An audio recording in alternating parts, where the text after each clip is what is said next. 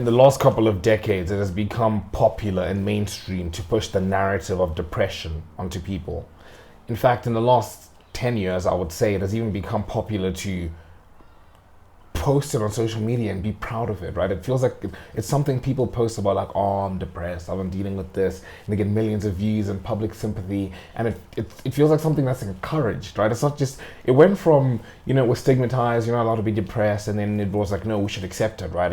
It's a normal thing, and push it on everyone, and then now it's become a thing of like, oh, look at you, like, yay for you, busy having the courage to come out and say I'm depressed, and then they get public sympathy, and people find it, use it as a way to get clout, right? And at risk of sounding like a conspiracy theorist, I believe that, like, I truly believe, like, people at the top, like governments and all that, they will do, I don't believe in, like, all the crazy conspiracies, but I definitely believe that, like, people do things out of self-interest, right? So if something makes people at the top more money or gives them more power, I believe they will do it. And I believe in the case of depression with Big Pharma, I mean, Big Pharma are not going to complain, when, like, I don't know what the percentage is, but let's say even if it's like flipping 30% of the population, they're not going to complain if 30% of the population isn't really depressed, but they're going and they're getting depression pills, like, they're going to make so much money and they'll get more power from that. And then they have people that are more dependent on the drugs and everything. Like, I'm definitely a big believer in that people will do things out of self-interest. It just feels like a natural thing that people will do, right? But going to the narrative of depression, right? I think, first of all, people need to distinguish depression from sadness, right? So sadness is your brain's way of telling you that something is seriously wrong in your life, or something is just not right. Like, it's telling you to go fix something, right? And it's like, if your life is not in order, right? If you're not getting consistent sleep, if you're not enjoying your life, right? Or you don't have some kind of consistency in your life that makes you feel comfortable, if it makes you feel like you're going somewhere, you have no direction, you don't enjoy your job or like studying or whatever it is that you're doing, you're unhealthy, you don't have friends, like, bro, if people are lonely nowadays, you don't have friends, or maybe you're lonely, you want like a significant other, you don't have one. That's all gonna make, like, of course you're gonna be sad if you don't have, like, if all of that is what your life looks like. Of course you're going to be sad, right? You're not depressed, you're sad because your brain is telling you that something is wrong in your life and go out there and fix it. Depression is very different. Depression is when all the pillars in your life that you need to be happy are. And now I'm just gonna list some off the top of my head. I don't know if that's all of them, but I think it's health, right?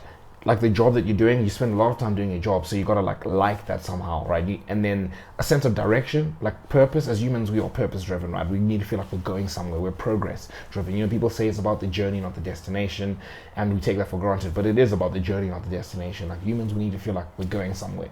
If you've ever achieved like a big dream, you probably haven't, but like, yeah, that sounded so insulting. No, I mean, like, if you've ever achieved like a lifelong goal, and if you're watching like self-improvement videos and stuff, you probably haven't, right? But like, if you've heard stories of like athletes, let's say, who have achieved like something they've been working at for like the entire life, like they won the World Cup or something, then the next day they speak about how they felt empty, right? Because now it's like, my whole life I had this one goal, I was aiming at this massive one, and it drove me. Now I don't have anything to like aim at, right?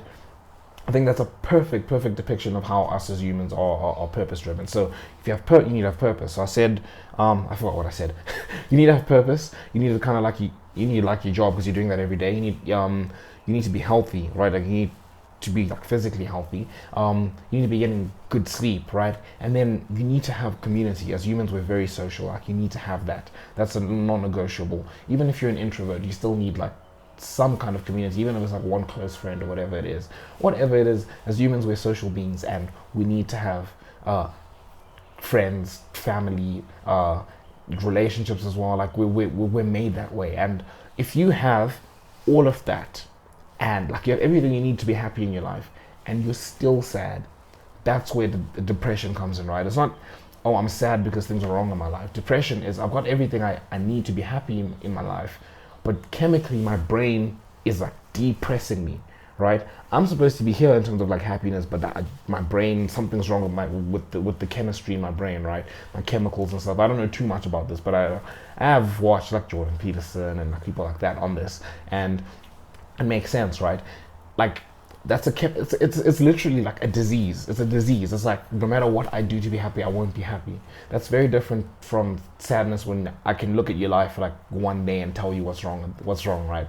Like that's where there's a massive difference between depression and sadness. So now this is where again I have a big issue. People are like, oh, I'm depressed, yada yada yada yada. I'm like, okay, and like what do you want to, like, okay, you want sympathy and whatever, but that's not going to change your life. Your life is still going to stay the same, right? So you have those people who are like that, they just want sympathy, but nothing's going to change, right? But I'm guessing if you're watching this video, you know, you're on self-improvement, then you definitely need the other camp of like, okay, I'm sad and I want to change this, right? I want to change my life. I want to be, I know there's like a taboo of saying happy and stuff, you know, but it's all semantics. Like, no, I want to be happy. I want to be like driven, whatever. You want to be happy. We all know what we mean when we say want to be happy. We want to feel like you have a purpose in life and you're like enjoying life, right? Yeah. So if you're someone that wants to be like happy and like you're like, I don't want to be here. I want to figure out how I can get from here to here, right? Then at that point you need to take accountability for your life, right? I'm gonna like leave the other people who just want to be depressed and they just want people to like validate the depression and they stay in the depression. And as I say, it's not depression, it's sadness, but then they just wallow in it, right? We're not with those people. We're the people that we want to, like, you actually want to enjoy your life. You actually want it to change, right? In order to do that, you need to take accountability, and that's where the title of this video comes in, right? Where it says you're not depressed, you're unsatisfied, right? And it's basically like I just explained everything, right? Like you need to have all those pillars like right in your life in order to be like happy. But yeah, how do you go from being like sad to having like the life that you want, right? For me, I've put it down to a formula. I know it's not really a formula, like all of our journeys and stuff, but there's a basic outline, right? If you're someone who like you're lacking direction, you don't know what to do, right?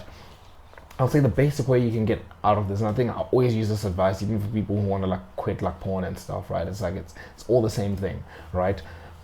What is it that you want, right? Write out like visualize like your dream life. What would you be doing if you could have life your way, right? If you could have every aspect of your life your way, what would your life look like? What would you be doing every day? You know, what would your weekly routine look like? Who would you be speaking to every day? You know, who would you not be speaking to every day? What would you be doing as a job? What would you be doing like hobbies? You know, what would that like split of time be? Would you have your own family? What is it? What is it that you'd be doing? Picture like your dream life. Then once you do that, you draw back to say, what do I need to do? Right, the inputs. What do I need to do to get to that place, right? So let's say one of the things like you're a fit guy, like you say you know, I'm picturing myself at like 45, 50, 55. Like I want to be able to like run around, like say I'm like 65 or whatever. I want to be able to run around with my grandkids, right? Or even when I'm 40, like I don't want to die of a heart attack at like 42, like a lot of men do, right? I want to be able to like run around and play football with my son, you know, run around with like my daughters and stuff. Like I want to be able to do that.